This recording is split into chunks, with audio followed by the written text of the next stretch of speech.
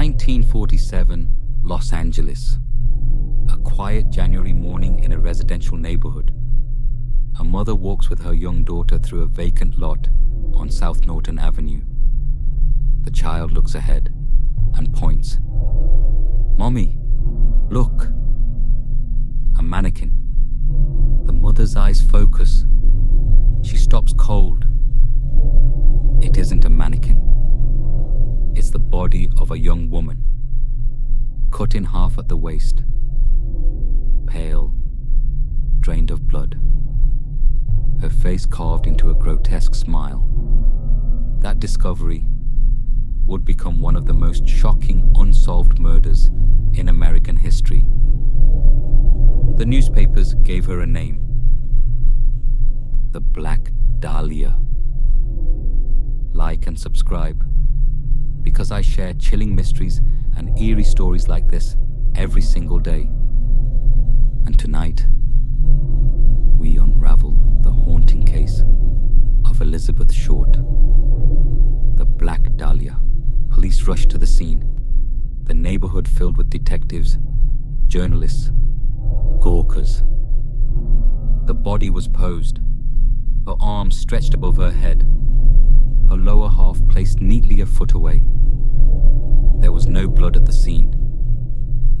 None. Whoever killed her had drained her elsewhere, cleaned her, and placed her body here, like some kind of twisted display. Reporters pushed close. One officer said later, "It was the most brutal, most bizarre murder I had ever seen." And the city of Los Angeles would never forget it.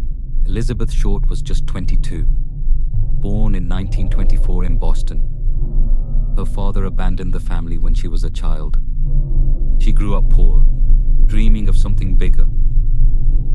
She loved movies, stars, the glamour of Hollywood.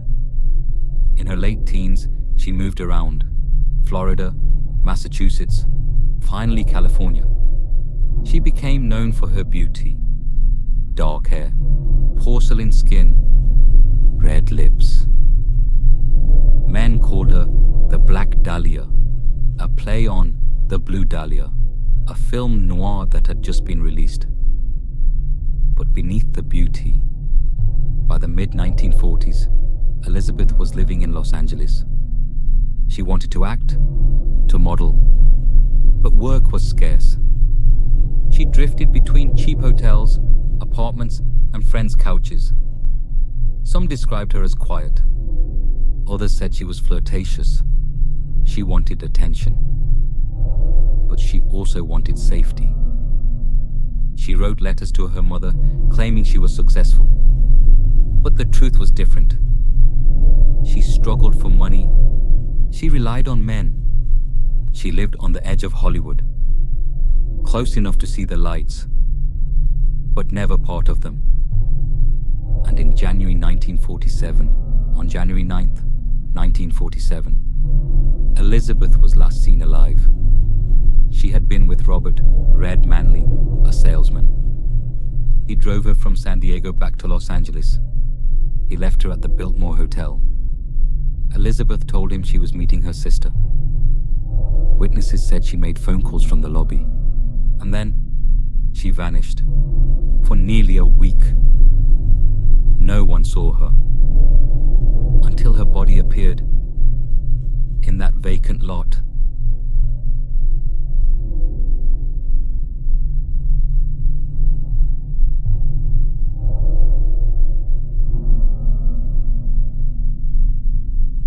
On the morning of January 15th, 1947, Betty Berzinger walked with her 3-year-old daughter.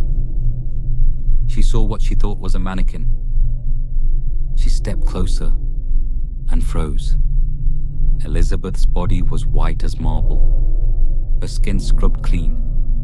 She had been cut perfectly in half, the edges sharp, surgical.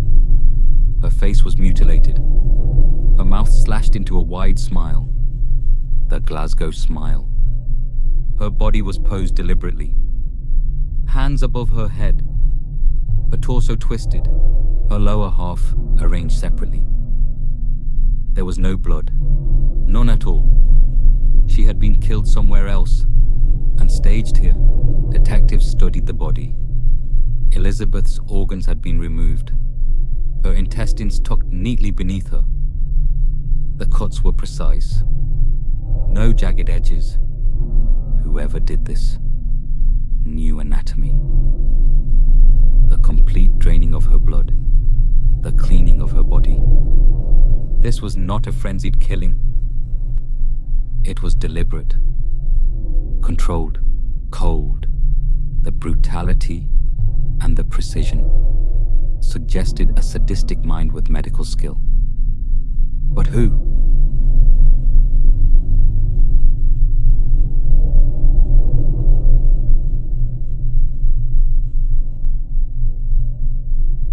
The press went wild.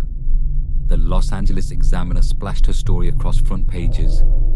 Reporters dug into her past. They painted her as a femme fatale, a drifter, a seductress. They called her the Black Dahlia. The name stuck, but much of what was printed was cruel exaggeration.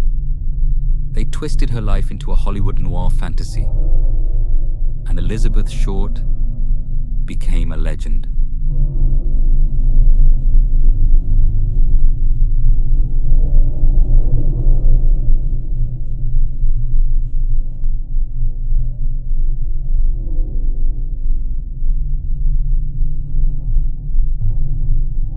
The LAPD launched one of the biggest investigations in its history. More than 750 investigators worked the case.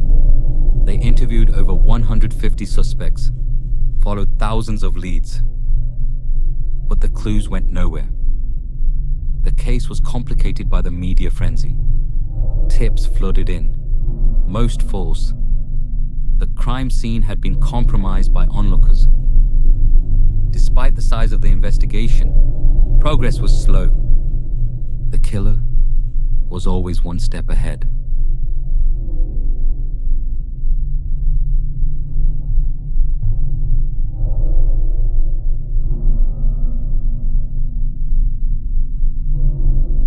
Then came the letters.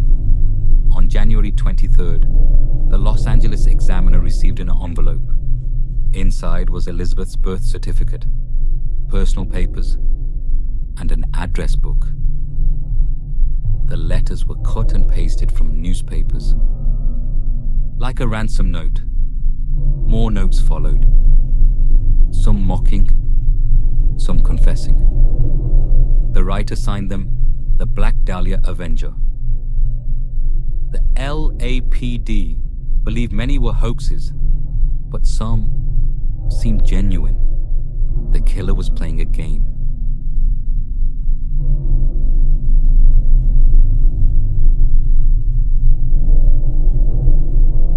Over the years, hundreds of suspects were named. Doctors, actors, ex-boyfriends, strangers. Some had motives. Jealousy, rejection, obsession. But none could be proven. The LAPD narrowed to a few serious suspects, but lacked evidence. The crime was too clean, too careful. It was as if the killer wanted the body to be found, but left nothing behind to be traced. One suspect became infamous decades later. Dr. George Hodel, a wealthy physician in Los Angeles. He was brilliant, but dark. He threw wild parties. He had affairs, and he had a reputation for cruelty. In the 1990s, his son Steve Hodel, a retired LAPD detective, began investigating his own father. He found old photographs of a woman who looked like Elizabeth Short. He discovered his father had been suspected at the time. Even the Black Dahlia became more than a crime. It became Hollywood myth. Books, movies, TV shows. Each retelling twisted the story.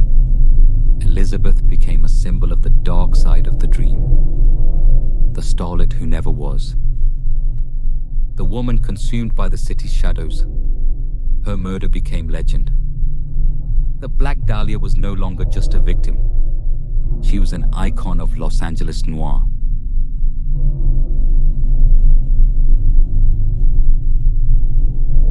"70 years later, the case still haunts. Why was she mutilated so precisely? Why was her body posed? Who mailed her belongings to the press? Was it George Hodel, a jealous lover, a sadistic surgeon? Or was it someone else entirely? Someone protected by power, whose secret died with him? The LAPD's files remain incomplete. The case still open. Elizabeth Short was 22, a daughter, a dreamer, a young woman searching for her place. The newspapers turned her into the Black Dahlia. But behind the myth was a real life, cut short. Her murder shocked Los Angeles. It created a legend that refuses to fade. Every time her story is told, the crime scene returns. The vacant lot, the pale body, the smile carved in death, and the unanswered question, who killed the Black Dahlia? Like and subscribe, because I share chilling mysteries like this every single day. And tomorrow, another story waits in the dark.